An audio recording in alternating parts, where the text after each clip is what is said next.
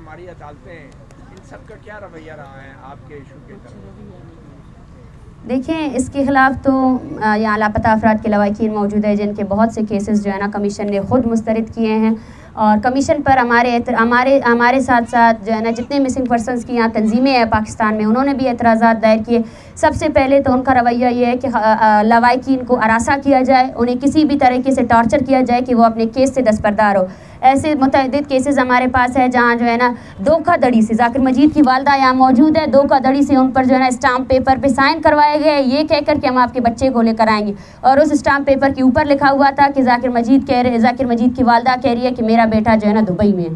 तो इस तरह के बहुत से वाक़यात हुए जो कमीशन की सरकर्दगी में किए गए, और लापता अफराद के कमीशन जो है ना मुश्तरका तौर पर, लेकिन आप देखिए कोई रास्ता और है भी नहीं, फिर भी यही लवाकिन जो है ना जाकर वहाँ पर ही अपना केस जमा कराते हैं। और इनका तरीक़ाकार ये है कि जो लापता ख़ानदान वहाँ जाएगा उसको अरासा करेंगे, राउंड टेबल में जो है ना जर्नल होगा, कर्नल होगा, डीसी होगा, वो क्या करते हैं, वो जस्टिफाई करते हैं इन्फोर्स डिसअपीयरेंस को।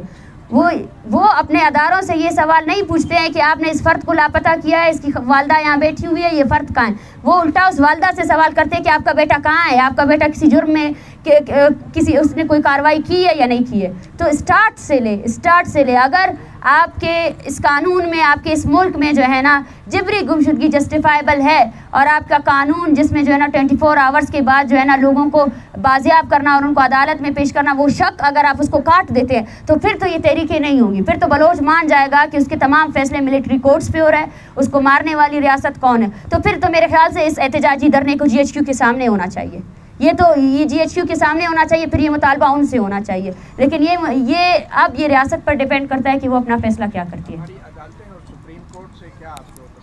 देखिए, हमारी अदालतें और सुप्रीम कोर्ट में लापता अफराद के बहुत से केसेस आए हैं 2014 में, 2013 में, जहाँ सुप्रीम कोर्ट ने बाकायदा वर्डिक्ट दिया है कि सिक्योरिटी फोर्सेस ही जिबरी गुमशुदगियों में मुलविस हैं। तो और हमारे ऐसे सैकड़ों लापता अफराद हैं जिनकी प्रोडक्शन ऑर्डर्स जारी किए गए हैं, लेकिन वो अभी तक वापस नहीं आए हैं। बलूचिस्तान समेत पाकिस्तान के बहुत सी अदालतें ऐसी हैं जहाँ पे लापता अफराद के ख़ानदान अपने केसेस लिए बैठे हैं, जिन पर सालों से जो है ना सिर्फ एयरिंग्स की जा रही है, लेकिन वो जज उस पर कभी संजीदा नहीं होता है। वो किसी की कोई गाड़ी चोरी हो जाती है तो उसका फ़ैसला बहुत जल्दी आ जाता है, लेकिन किसी का बेटा जो है ना 14 सालों से जिंदानों में, उसका फ़ैसला नहीं आता। उस पर जो है ना जज साहिबान तारीख़ पर तारीख़ देते हैं। मेरा सवाल तो उन्हीं से है कि क्या उन्होंने जो कोट पहना है, जो इंसाफ का वो कसम लेते हैं, क्या वो उस इंसाफ की कसम लेने के बाद शर्मिंदा नहीं होते? क्या ये वक्त नहीं आ गया है कि वो जो है ना एतराफ़ करे अपने जो है ना इनकम्पिटेंसी का, एतराफ़ करे, हमारे सामने एतराफ़ करे, बलूचिस्तान के सामने एतराफ़ करे, सिंधियों के सामने एतराफ़ करे, और यहाँ पे इस शहर इक़्तिदार में भी ऐसे लोग हैं जिनको गुमशुदा किया जाता है, उस हर शख्स से एतराफ़ करे जिसका जो बुनियादी हक़ है कि वो अपने आप को डिफेंड कर सके, उस डिफेंड को रौंदा गया और इन अदालतों के सामने रौंदा गया, और इन अदालतों ने जो है ना कोई किरदार अदा नहीं किया। ये बात अगर बलोच कर रहा है, ये तल्ख बात ज़रूर है, लेकिन हकीकत है। इस बात को जो है ना बलोच के अलावा और कर भी नहीं सकता, क्योंकि बलोच ने जो है ना वो ज़ख्में खाई हैं, वो लाशें उठाई हैं ना, कि अब वो हर कीमत में जो है ना अपनी बात को सीधी रखेगा सबके सामने। यहाँ पर हम कोई दो राय नहीं रखेंगे।